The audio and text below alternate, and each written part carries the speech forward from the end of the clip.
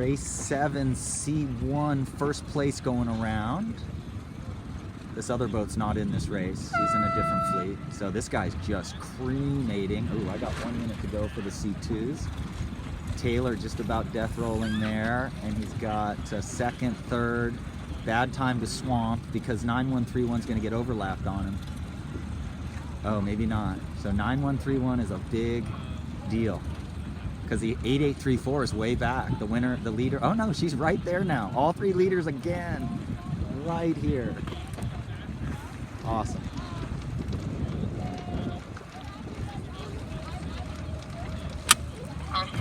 So he's rounding fourth. He cut it a little too tight. So he's coming out in bad air. Okay. Here's the C2 start. There's Chris right in the middle.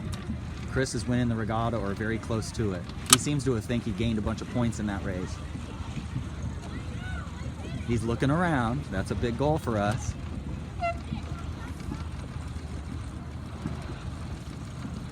He didn't have the time. That was the start right there. So still learning how to use his watch.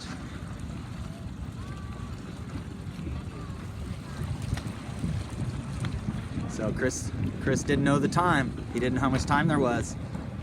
So he's in about third to last at this point, but it doesn't really matter for him. He is really racing good here. He was looking around, but he must have not known the time because he actually turned downwind after the start and went back as everybody else kept going. We'll see what happens. Well, almost 1 o'clock. We're supposed to have about 9 knots by now, and we don't. So forecast was for like 6 in the first race, 7 maybe, and we actually got 4 or 5. And then now it's supposed to be 8 or 9, and we've got 5 or 6 or 7. 6. C. No, this is the B fleet. It's their race 7. It's their second race on Sunday. The pin does not look as heavily favored. I look at 9, 9, 6, 9, and they're pointed pretty high here. They're fine. Maddie, our goal was to start away from the competition, and if we're late, see her? She's a good listener. She feels like she's late. I told her to close reach as soon as she's late. That was better. Now, close reaching gives you lift over your lee board, and it gets you going, and then you'll point higher. I would say you were off the line by a boat length or so, boat length and a half, but at least you were up to speed, and I like that start.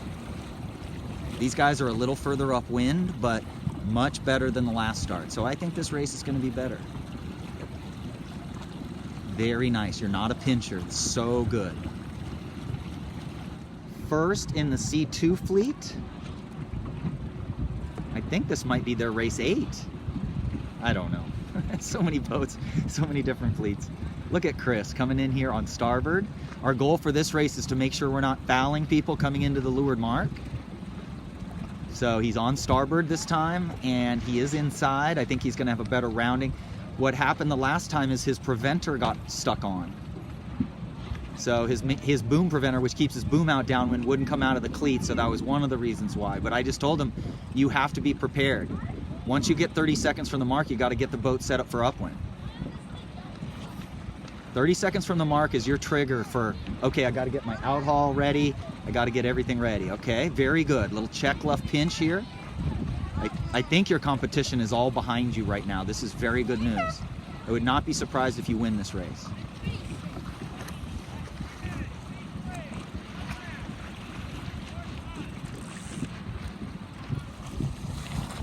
B fleet out there, that's Maddie out there way to the right, and I think she's doing very well this race. I think she's in the top 5. We'll see.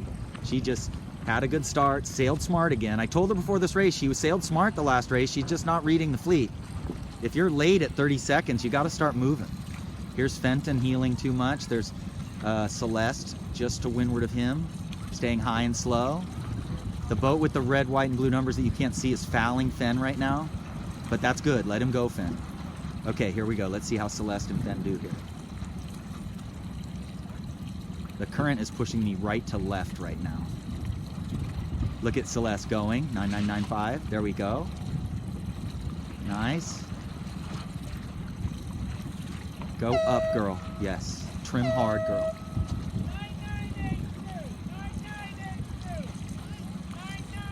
Great start, Celeste. Head up.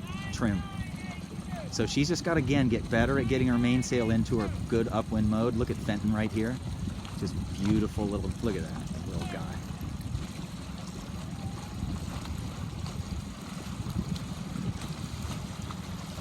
He's fouling right now. He's got to stay a little higher. That boat's right of way.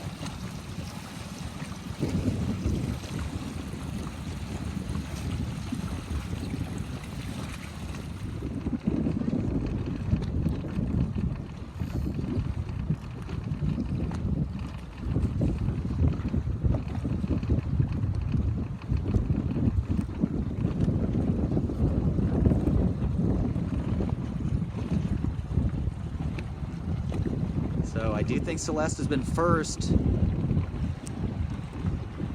In the last race, she had the A fleeters around her, and she didn't notice that she was pointing about 2 or 3 degrees lower than the A fleeters, but that's okay. I think she got a second that race. That was a pretty good tack. Coming out of our tacks and our telltales are flying better. If your telltales aren't flying after your tacks, it means you're not really trying. You got to pay attention to the telltales right at the end of maneuvers and tacks. You gotta refine the wind. Look at him, he's just flying. Fenton might finally win a race. The kid gets second, third, fourth, fifth every single race in every regatta he's done. He loves to load that sucker up. Look at that boat, just loaded up.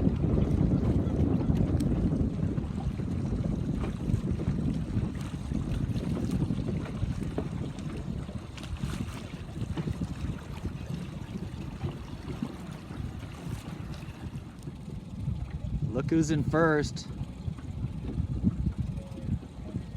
And not by a little bit. Easy 30-second lead. Nice job. Going to the orange buoy over there. I probably would get on port tack. I don't know. It's really hard to say because I don't know where the mark is, but it looks like most of the other people behind you are on port, so it must be okay, right? So I think I get on port unless I'm gaining. Best puff of the day is just to your left. This is great. Wind feels pretty good right here. If anything, you've gained a little bit more, about the same. Now you get your vang. Your vang is a little loose here, but God, you're flying with it loose. It is, you know, you just pull the main in a little and you're just trucking. With the loose vang, we'll over trim the boom just a tiny bit in the big puffs, but that's great. Then you're gonna, you can't see the leeward mark. I can't see it from video, but you're about to round it. The key thing here is getting as high upwind as you can. Accelerate the boat quickly and then pinch really high and watch the boats behind you. Make sure that they don't point higher than you. You almost have a lead to do a double tack where you tack and you sail for about 10-15 seconds and then you tack again to get upwind of people. Okay, here is race 8, the next to last race for C1. I didn't get to talk to Taylor about you can't screw up going into the leeward mark. You can't swamp right before you go upwind. You gotta pay attention. Ooh, 8834 is trying to get you. And you did a good job of defending. Okay, 8341 nailed it, but he's not on the wind. C1. So that helped you, Taylor. 8341 got off the wind a little. And they're on course. Okay, here we go. Tough racing in the C1 fleet. Every race is a dogfight. Can't give an inch anywhere. You can pinch a little right here and get Logan's footing too much. Logan's boom is too far out, so the front of his sail is too round. Yeah. And yeah, have you thought about how many races you're going to do today? Yeah. so hopefully you beat her yesterday, the last race, because that's the girl who's winning, and I think you beat 9131 the last race. So I think you're doing pretty good. Third going into today. These are beef leaders. Here you are right in the middle. The only boats that could pass you right now are these lefties, because there's only one boat over there, 8456, that is anywhere near you. Now they have a lot of wind over there, so you just have to be patient. You're in lighter wind than they are, but you're still, those boats, only one boat has a chance on you. Okay, now you're having to go through the C1 fleet, so this gets interesting. It gets harder to tell what place you're in. That's Taylor in C1, just tacked. and hard to say how he's doing. I think 9131 is winning from that side way out there. 9131. This is going to be a little interesting because we got Bs and C1s mixed in. We'll figure out who the Bs and the C1s are because the C1s are going to round the mark and the Bs are going to finish. Here's Taylor, and his main competitor is right there, 8834 down there, and he's on port tack right there, upwind of her, so he's doing very well. Maddie's got to be in here somewhere. So just like we thought, 9131 way ahead.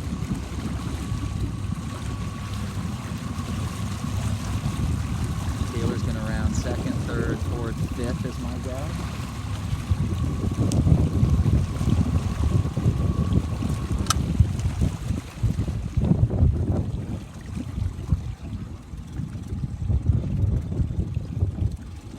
One, two, three, four, five.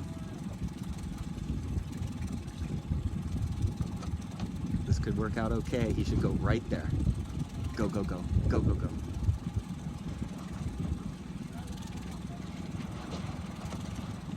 Okay, he should just say protest and sail on. He wouldn't file that protest, but he should say protest because that's going to tell the guy, hey, I want you to do circles. He'd say protest again right now and trying to get the guy to do circles.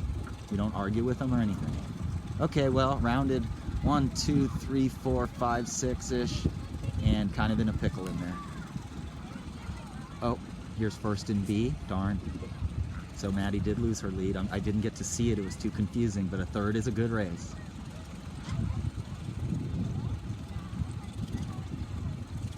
Great job. I think she's in first. Everybody's doing very well today. I'm really happy with generally everything, just general improvement, so that's good. Little loose on our main sheet there on that tack. It's a close race.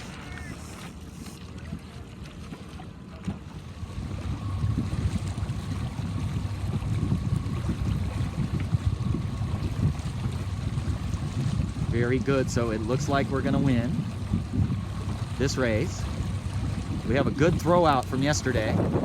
So if we get a first, and we have a throw out, and we average out another fourth with a first or a sixth with a first, that makes it more like 2 3.5, so it really raises you up a long way. First place is even average out other bad scores. Nice work. So our upwind trim is better, our holding position before the start is better, our leeward mark roundings are better. That's what we wrote down on the whiteboard this morning. Leeward mark roundings have played a huge role at this regatta. Many people doing bad ones, so we've been able to gain. Good job. Just barely missed the start of race 8 for the regatta. And this is a double lapper, I believe. I think they're going with the long courses, so the start doesn't matter as much. You've got to get out into the front as best you can, but comeback ability is really big. Chris got back to second. C2s have started. There were 8 starters. They And started on course 2. yeah, pretty cool. He's racing good is what he's doing. He's able to see when people are gaining on him. It makes him react, makes him check his sail, and all of a sudden he's up to speed, and he usually ends up going slightly faster than this pack. This C2 fleet's got some sail setup issues, some body position issues, and his only body position issue is sitting a little too far back. But it's not really affecting him because his sail trim and everything else is a little better than most people. I can actually see him popping out to leeward of just below the American flag there. So again, his speed was better than those boats around him. That gets harder to do as you get up to the A fleet. Oh, look at him, he's just popping out, popping out, popping out. Current is going left to right over there, quickly. Cool. Just charging.